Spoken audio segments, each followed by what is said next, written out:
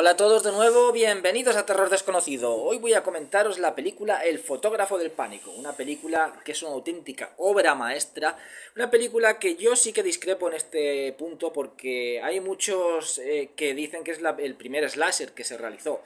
Para mí tiene más elementos de lo que son los psicothrillers, que más adelante pues vendrían como El silencio de los corderos, Seven, va un poco más enfocado yo creo que en ese tipo de películas.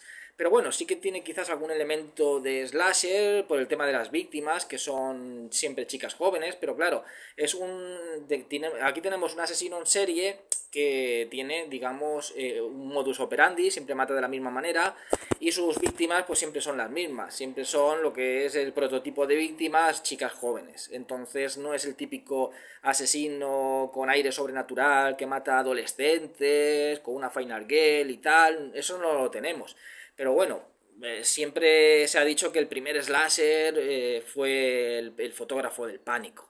Ahí se ha quedado un poco como ese estatus de que es el primer slasher. Pero bueno, ya digo, es mi opinión personal. Aún así, esta película me parece una auténtica maravilla, una obra maestra. Una película que mezcla el thriller con el terror, pero de una forma magistral y absolutamente perturbadora. Aquí tenemos, digamos que un indicio de lo que sería el voyerismo de la manera más macabra que te puedes echar a la cara. Una especie como de snuff movie, ¿no? Dentro de una película nos cuenta el concepto, que yo creo que esto fue algo innovador de las snuff movies, estas películas que se supone que son reales, de asesinatos reales, con homicidios reales. Bueno, pues aquí ese concepto yo creo que es la primera vez en el cine que se tomó. Y es absolutamente perturbadora. Es una película muy, muy perturbadora. De hecho, que fue un fracaso. Quizás a lo mejor porque se estrenó el mismo año que Psicosis y teniendo, si no una trama similar, porque la trama no es que sea parecida, pero sí que tiene un personaje que es bastante parecido al de Norman Bates, tiene ciertas similitudes, no es que sea igual, pero tiene ciertas similitudes, es muy retraído, es un personaje como muy metido en su mundo. Quizás esto se asemeje al personaje de Norman Bates y claro, Psicosis fue una película con tanto éxito que quizás se llevó a lo mejor todos los espectadores y todo el público hacia ese lado y esta película quedó un poco como en un segundo plano. Pero después el tiempo pues le dio ese estatus de obra maestra que realmente la película se merece y hasta el día de hoy es una de las películas más importantes dentro del thriller y del terror, porque es una película que podríamos abarcarla en esos dos términos, en esos dos géneros, tanto de thriller como de terror. La dirige Michael Powell y bueno, está interpretada por un actor que se llama Karl-Heinz Rom, he tenido que anotarme el nombre, creo que es, si no me equivoco, sueco y creo que apareció no recuerdo la que película, si es Cumbres Borrascosas. Apareció en una de estas películas, no lo recuerdo ahora bien. Es un actor que ya había hecho pues, sus cosillas antes que esta película del fotógrafo del pánico, pero que aquí yo creo que se consagró, aunque la película no tuviera un gran éxito, pero se consagró totalmente como actor. Fue uno de esos papeles, al igual que Norman Bates, con Anthony Perkins haciendo de Norman Bates, es una película que lo consagró a este actor, vamos, a la cúspide de las actuaciones de una persona que tiene un desequilibrio mental, que cuesta mucho interpretarlo, es muy fácil interpretar al héroe, es muy fácil interpretar pues a la persona, no sé, al galán romántico, son papeles fáciles de interpretar, pero cuando tienes entre manos a un villano o tienes entre manos sobre todo a una persona que tiene un desequilibrio mental, eso es muy complicado y eso es lo que enaltece un actor, cuando logra pues meterse en ese personaje y logra hacerlo de una manera, vamos, absolutamente fascinante ante el público. Entonces, esto es lo que ensalza a un actor. Cuando vemos, por ejemplo, pues ese papel de Jack Torrance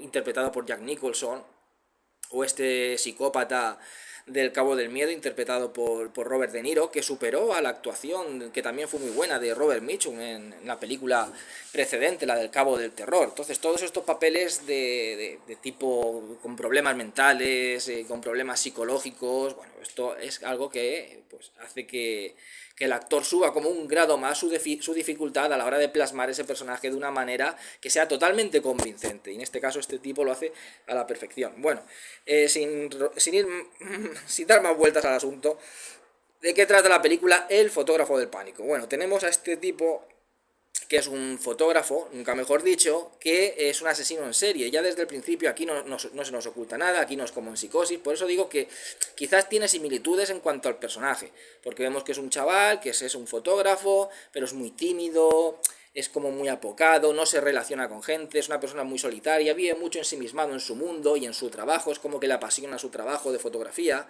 De hecho que hay una chica que es una vecina, que es como que parece que el chaval le atrae e intenta pues como hablar con él, tomar una amistad, incluso a lo mejor seducirlo. Sin embargo, el chaval siempre es como muy retraído, siempre como que pone un muro y es muy, no sé, es muy cerrado. Entonces es un personaje que quizás también muy frágil, quizás la chica a lo mejor se ha fijado en él, aparte de porque le ha llamado la atención físicamente, es por la fragilidad de este chico. Entonces son personajes, tanto el interpretado por este chaval como el interpretado por Anthony Perkins en Psicosis, que son bastante parecidos, pero la película no tiene nada que ver una con la otra. Aquí el asesino se sabe que es este chico desde el principio, y lo que hace es grabar, su pasión es la fotografía y el cine. Entonces graba con una cámara de cine a las mujeres que va matando. Siempre mata, el prototipo de víctimas siempre son chicas jóvenes, siempre mata chicas jóvenes.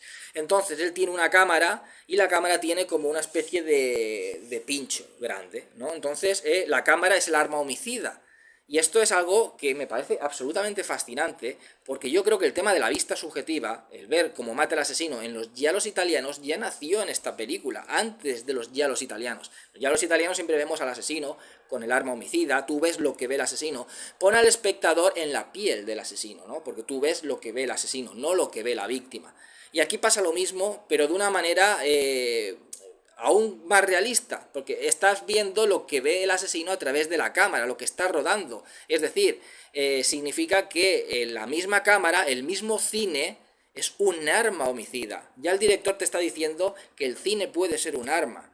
El cine puede, pues, no crear psicópatas, el cine no crea psicópatas, como bien se dijo en la película de Psicosis, pero sí los hace más creativos. De Psicosis, perdón, de Scream, pero sí los hace más creativos. Es decir, ya te está diciendo de que la violencia vista, te convierte al espectador en un voyeur, pero en un voyeur sádico. Estamos viendo violencia en el cine, estamos viendo matanzas, nos estamos inmunizando y despersonalizando, desemocionando en cuanto a la violencia se refiere. Ya no sentimos tantas emociones. De hecho, que el cine empezó a aumentar en violencia cada vez más porque la gente ya no sentía esas emociones que sentía en un principio con ese tipo de películas. Y al igual que la droga, empieza con menos dosis a ir aumentando de dosis. Entonces, al final, el cine es como un arma hacia el espectador. Toda esa violencia que te hace que te deshumanice, pues también, sin llegar a convertirte en un psicópata, puede crear una sociedad violenta, porque el cine está extraído de la vida real, de la sociedad. El cine es vida y la vida es cine. Ambos mundos se comparten, se complementan. El cine bebe de la vida, por supuesto, pero la vida también bebe del cine.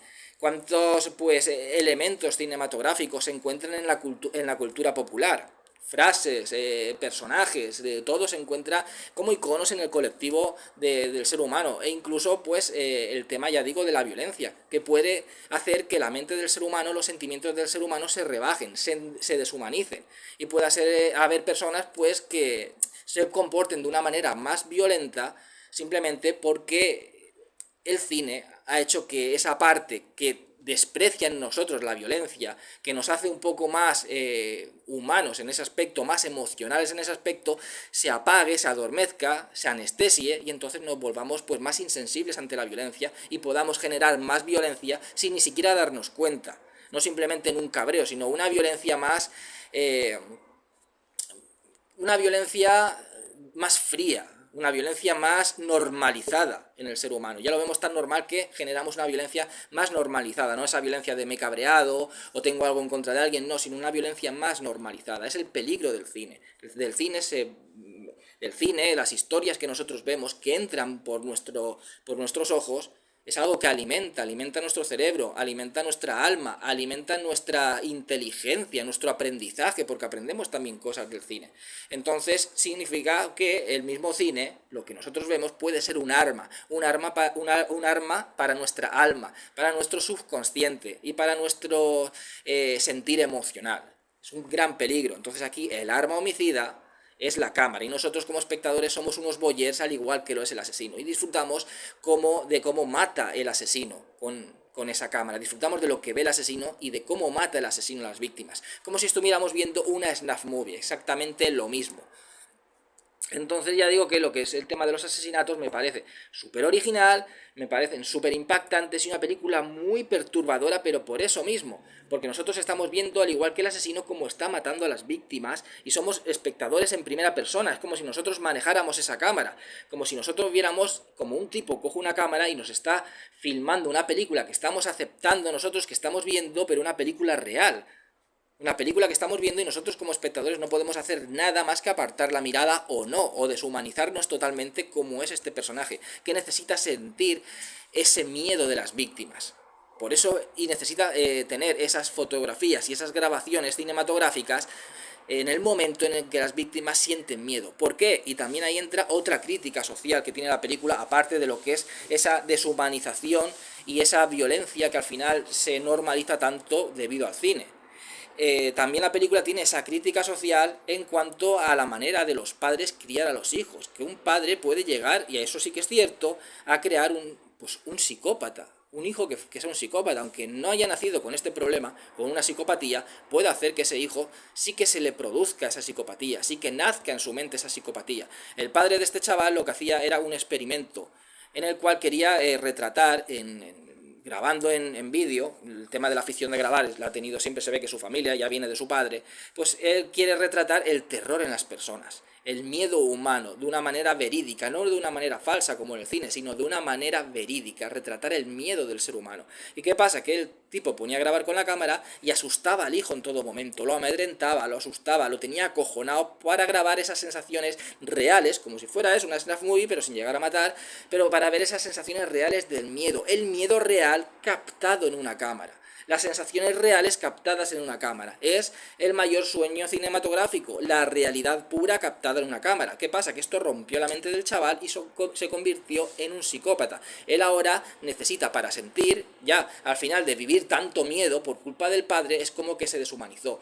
Ya es como que no le asusta nada, como que no siente nada, y al igual que el padre necesita sentir algo, necesita ver algo, ya que él no siente, porque es una persona totalmente apagada, parece que no tenga alma, parece que no sienta nada, pero necesita, ya que no lo siente él, que lo sientan las otras personas. Necesita sentir el miedo, sobre todo, que es el único elemento emocional que ha conocido desde pequeño, necesita sentir el miedo en las otras personas. Entonces coge a chicas jóvenes, siempre es su prototipo, y las mata. Mientras las graba, necesita captar ese momento, el momento en el que están asustadas, en el que están con puro terror, para luego verlos, para ver esa emoción real y poder recordarla, poder grabar ese, como su padre hizo, ese terror real en la pantalla, esa realidad en la pantalla, y esas emociones que él no puede sentir y que sentía de pequeño. Para él la única emoción válida es el miedo, como él no puede sentirlo, lo hace que lo sientan los demás, y poder volver a recrearlo en otras personas y verlo en la pantalla grabado para siempre, eternamente. Es como si grabaras algo bello eternamente. También la belleza de la muerte, que luego también esto pues digamos que se estiraría más en los italianos,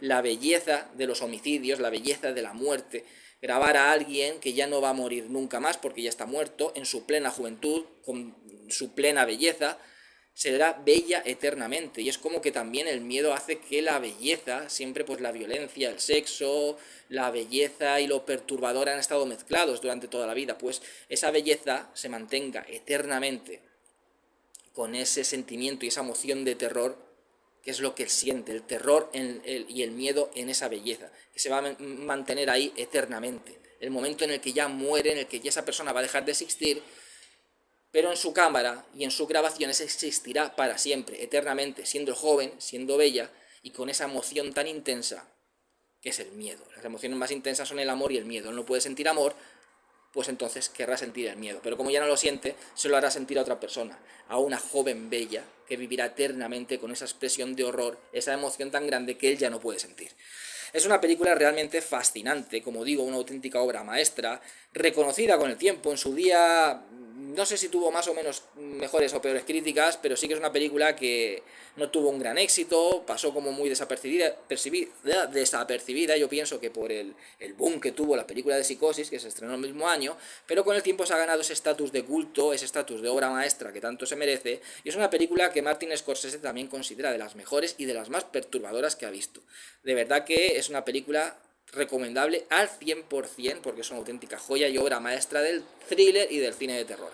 El fotógrafo del pánico. Espero que os haya gustado el vídeo. Dentro de poco comentaré otra película. Que seáis todos muy felices y hasta siempre.